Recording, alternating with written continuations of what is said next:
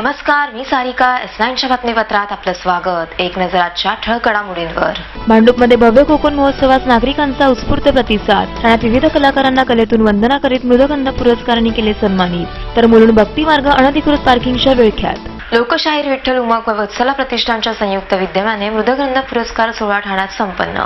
लोकशाहीर विठ्ठल उमप यांच्या कलाक्षेत्रातील कारकीर्द ही सर्व कलाकारांसाठी मार्गदर्शक अशी ठरली. वत्सला प्रतिष्ठान व लोकशाहीर विठ्ठल उमप यांच्या वतीने मृदगंध पुरस्कार सोहळ्याचे आयोजन ठाण्यातील गडकरी रंगायतन येथे करण्यात आले होते. कार्यक्रमाची सुरुवात ही गणेश चंदन शिवे यांच्या गणेश वंदनेने करण्यात आली.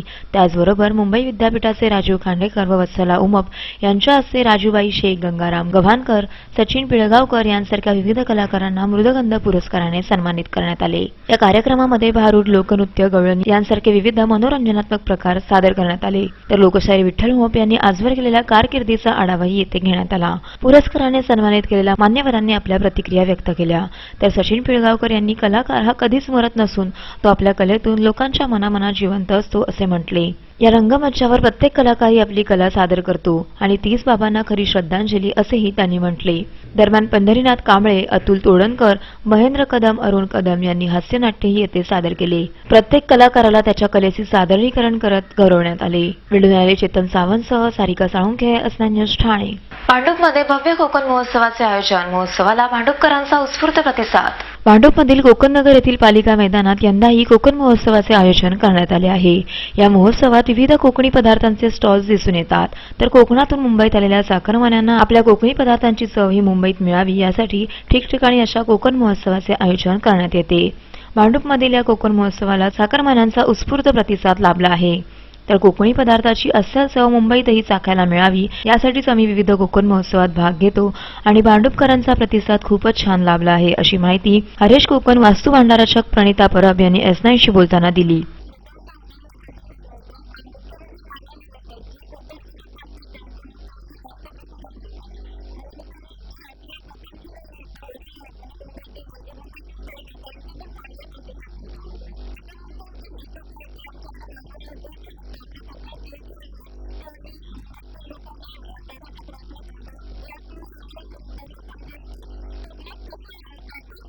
तर मुंबईमध्ये राहून आपल्याला अस्सल कोकणी पदार्थांची चव चाखायला मिळत नसल्यानेच आपण आपल्या सर्व परिवारासह कोकण महोत्सवात आल्याचे भांडूपकर संजय तळेकर यांनी S9शी बोलताना सांगितले. ॲक्च्युली आम्ही मालवणी बाजारात आलो, ते मालवणची आवड म्हणून आलो आम्ही. जे गावी जे आता मुलांना आमच्या हे करायला भेटतं, म्हणजे गावी नेऊन दाखवायला लागतं, ते आता जवळच्या जवळ आम्हाला बघायला भेटतं. त्यासाठी आम्ही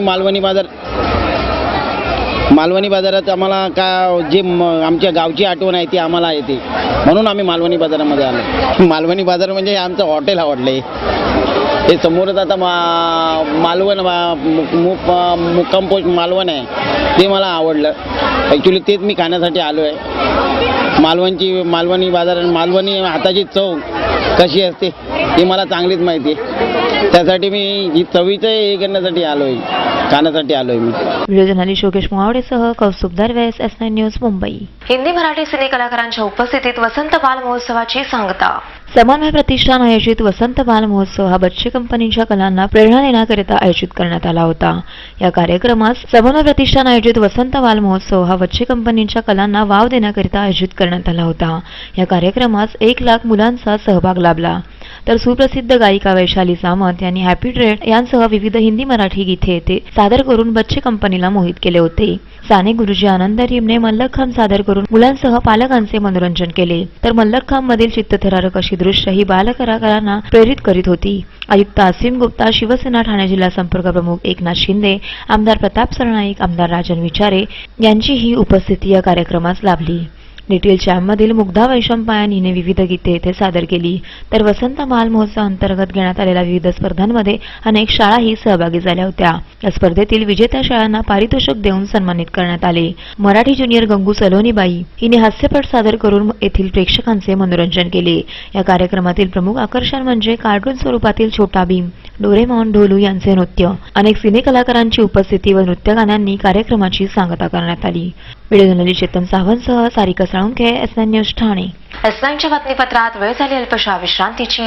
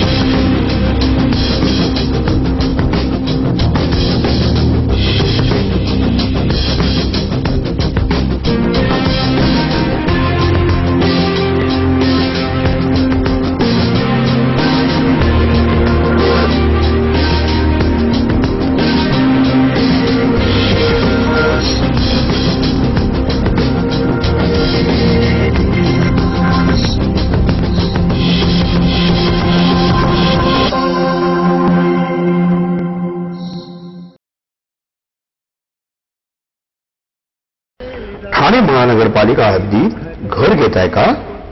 मग ते अनधिकृत तर नाही ना, याची खातर जमा करा. अनधिकृत घर घेणं हा विकणाऱ्यासोबत विकत घेणारा देखील तितकाच दोषी असतो.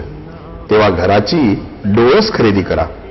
आपली कुठे फसवणूक तर होत नाही ना, यासाठी ठाणे महानगरपालिका मुख्यालयातील 4थ्या मजल्यावरील बांधकाम विभागात घराचा सर्वे नंबर, टिक्का नंबर याची खातर जमा करा. घराचं स्वप्न अवश्य करूया साकार, पण अनधिकृत घराचा नका करू कधीही विचार. अधिकृत घर म्हणजे उद्याची देखील निश्चिंती. अनधिकृत घराचे दार म्हणजे डोक्यावर कधीही तोडण्याची टांगती तलवार. जगणं तुमचं होऊ दे सुरेल गाणं, स्वच्छ सुंदर आणि अधिकृत घरांचं हसरं ठाणं.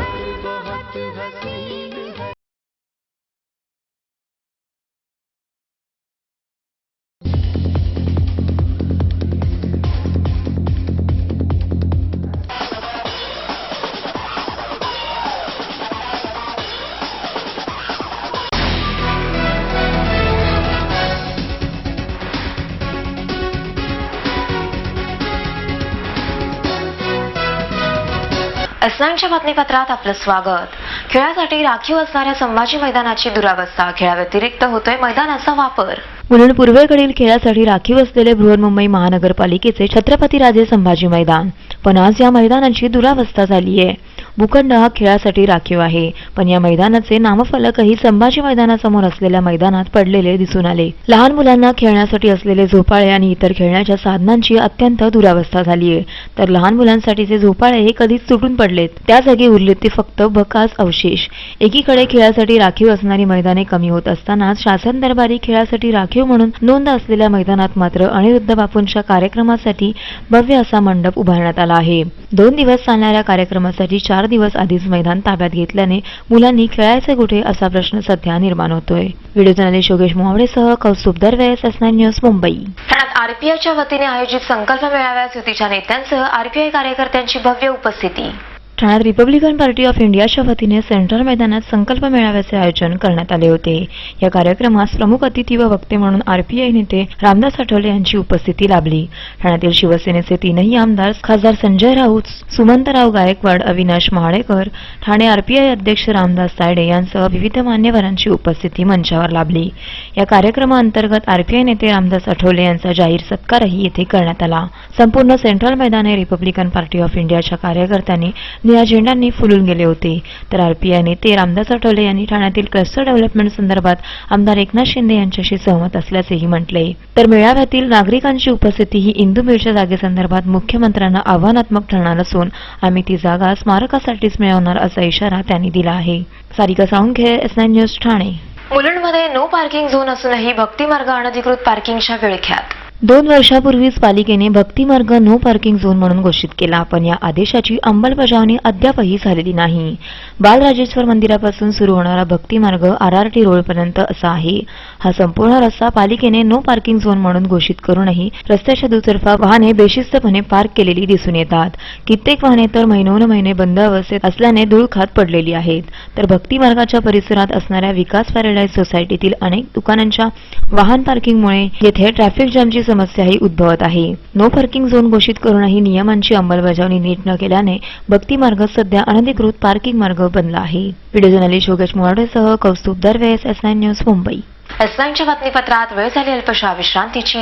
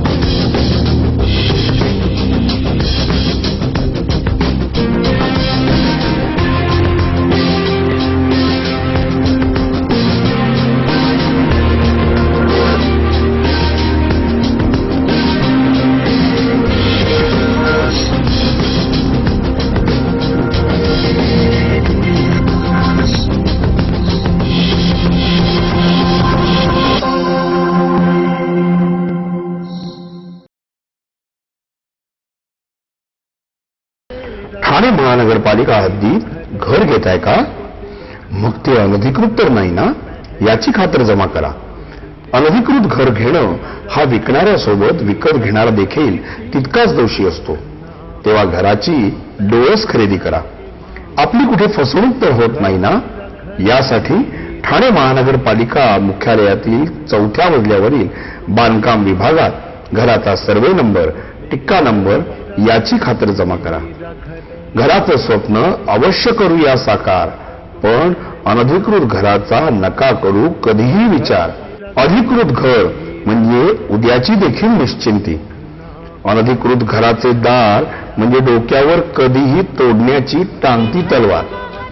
जगणं तुमचं होऊ दे सुरेल गाणं, स्वच्छ सुंदर आणि अधिकृत घरांचं हसरं ठाणं.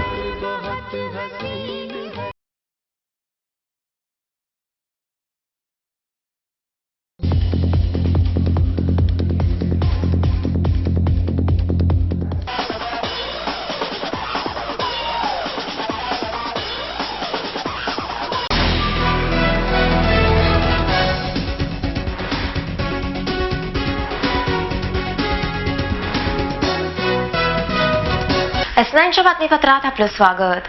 कोपरी येथील सेठ लक्ष्मीकांत फतिचंद प्रसिद्धीगृहामध्ये होणाऱ्या गैरसोय व सुविधा उपलब्ध करण्याबाबत नागरिकांचा ठाणे महानगरपालिकेवर धडक मोर्चा.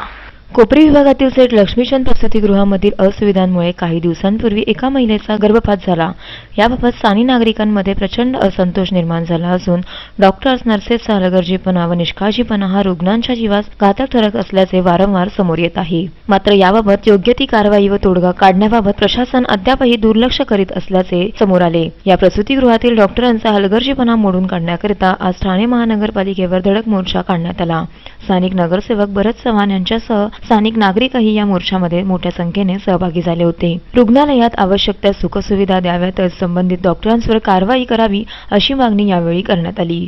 तर पालिका रुग्णालयाचे आरटी केंद्रे व डॉक्टर कोरडे यांच्याबाबत संतप्त महिलांनी तीव्र नारेबाजी केली. या कारणाला प्रशासनाच जबाबदार आहे. तर आम्ही वारंवार ज्या टायमाला मी गेल्या टर्ममध्ये मी त्याच भागाचं प्रतिनिधी करत होतो आणि आज मी त्याच भागाचं मी प्रतिनिधी करतो. गेल्या टायमाला इथल्या स्थानिक महिला भगिनींनी आमच्या मोर्चा काढून उपोषणला आमची नागरिकांनी उपोषण करून तिथं ती वास्तू उभी केली. त्याला महानगरपालिकेने मान्यता देऊन 1,20,00,000 रुपये खर्च केले. पण ती फक्त वास्तू उभी राहिली, एक मजला उभा राहिला. पण त्याच्यानंतर बाकीची जी लोकांना जी सुविधा पाहिजे, जिथं ती शस्त्रक्रिया झाली पाहिजे, लोकांना एक मिनी हॉस्पिटल, कारण 1,00,000 लोकसंख्या कोपरी भागाची आहे. त्या भागामध्ये आमच्या आजूबाजूच्या परिसरातले बी लोक येतात. पण तिथं दुर्लक्ष का होतं काय समजत नाही. कारण तिथं डॉक्टर कोरडे नावाचे जे आहेत ते जिथं वैद्यकीय अधिकारी आहे त्यांच्यावरती जे डॉक्टर गोडबोले, आपले गोडबोले नाही बोलतो, राम केंद्रे, ते गोडबोलेच आहेत. तसे गोड बोलून सर्व कामं करतात, फक्त दाखवायला सर्व सांगतात. Sarika Salunkhe, S9 news Thane. कळव्यातील आदिवासी घरांना टॅक्स लावूनही नागरी सुविधांचा अपुरा पुरवठा व गटई कामगारांच्या प्रलंबित प्रश्नाबाबत भव्य मोर्चाचा इशारा. चर्मकार समाजातील चप्पल, बूट दुरुस्ती आणि बूट पॉलिशची कामे करणारा गटई कामगार हा समाजातील अत्यंत गरीब आणि दुबळा घटक. या घटकांच्या प्रशासनाकडे नियोजित जागा, परवाने, भाड्यातील सवलती यांसारख्या अनेक मागण्या अद्यापही प्रलंबित असून प्रशासन याबाबत गंभीर नसल्याचे दिसून आले. त्यामुळे गटई चर्मकार समाज कामगार संघटनांनी या संदर्भात आज ठाणे महानगरपालिका आयुक्तांची भेट घेतली. तसेच ठाण्यातील मुकुंद कंपनीच्या मागे राहत असलेले आदिवासी पालिकेला गेल्या 3 पिढ्यांपासून कराची रक्कम देतात. मात्र त्याबाबत त्यांना आवश्यक त्या नागरिक सोयीसुविधा पुरवल्या जात नसल्याचेही अध्यक्ष विजय घाटे यांनी सांगितले. तर प्रशासनाने गटई कामगारांच्या मागण्या व आवश्यक त्या सुखसुविधा पुरवण्याबाबत पालिकेकडे मागणी केली आहे. अन्यथा महामोर्चा काढण्याचा इशारा गटई कामगारांचे अध्यक्ष विजय घाटे यांनी दिला आहे. मागणे गटाई कामगाराचे स्टॉल हे कायम स्वरूपाचे असावे. तिथं 5 वर्षानंतर लायसन रिन्यू करण्याची जे महापालिकेने ठराव पास केलेला आहे तो कायम स्वरूपाचा आहे तोपर्यंत लायसन ते कायम असावं, ही पहिली मागणी आमची आहे. दुसरी मागणी आहे की आदिवासी या ठिकाणी पिढ्यानपिढीपासून राहतात, त्यांच्या घरांना आजपर्यंत टॅक्स लावलेला नाही महानगरपालिकेनं. म्हणजे मोठ्या प्रमाणात त्यांच्यावर अत्याचार महानगरपालिकेनेच असं केलेलं आहे असं आम्हाला सांगावंसं वाटतं. दुसरी मागणी आमची अशी आहे की दिव्यामध्ये 5 लाखाच्या आसपासची लोकसंख्या झालेली आहे. त्या ठिकाणी हॉस्पिटल नाही, तिथली साफसफाई नाही आणि पाण्याची समस्या आहे, आरोग्याची समस्या आहे आणि स्मशानभूमीची सुद्धा समस्या आहे. त्या ठिकाणी ती महानगरपालिकेनं उपलब्ध करून देण्यात यावी, ही मागणी आम्ही केलेली आहे. जर हे सगळं 2 महिन्याच्या आतमध्ये सुरुवात नाही केलं तर महामोर्चाचं नियोजन महानगरपालिकेवर आखण्यात येईल त्याची जबाबदारी महानगरपालिकेची असेल, जे काय प्रश्न उद्भवतो. Sarika Salunkhe, SN news Thane. शेवटी पुन्हा एक नजर आजच्या ठळक घडामोडींवर. भांडूपमध्ये भव्य कोकण महोत्सवास नागरिकांचा उत्स्फूर्त प्रतिसाद. ठाण्यात विविध कलाकारांना कलेतून वंदना करीत मृदगंध पुरस्कारांनी केले सन्मानित. तर मुलुंड भक्ती मार्ग अनधिकृत पार्किंगच्या विळख्यात. S9च्या बातमीपत्रात इथेच थांबू. तोपर्यंत नमस्कार.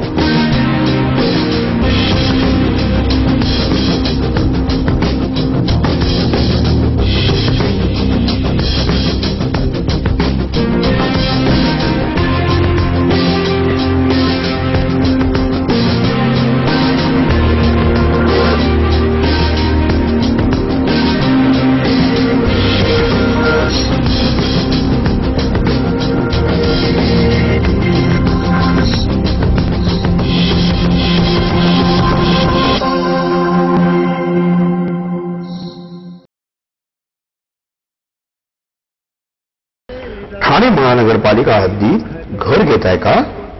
मग ते अनधिकृत तर नाही ना, याची खातर जमा करा. अनधिकृत घर घेणं हा विकणाऱ्यासोबत विकत घेणारा देखील तितकाच दोषी असतो. तेव्हा घराची डोळस खरेदी करा. आपली कुठे फसवणूक तर होत नाही ना, यासाठी ठाणे महानगरपालिका मुख्यालयातील 4थ्या मजल्यावरील बांधकाम विभागात घराचा सर्वे नंबर, टिक्का नंबर याची खातर जमा करा. घराचं स्वप्न अवश्य करूया साकार, पण अनधिकृत घराचा नका करू कधीही विचार. अधिकृत घर म्हणजे उद्याची देखील निश्चिंती. अनधिकृत घराचे दार म्हणजे डोक्यावर कधीही तोडण्याची टांगती तलवार. जगणं तुमचं होऊ दे सुरेल गाणं, स्वच्छ सुंदर आणि अधिकृत घरांचं हसरं ठाणं.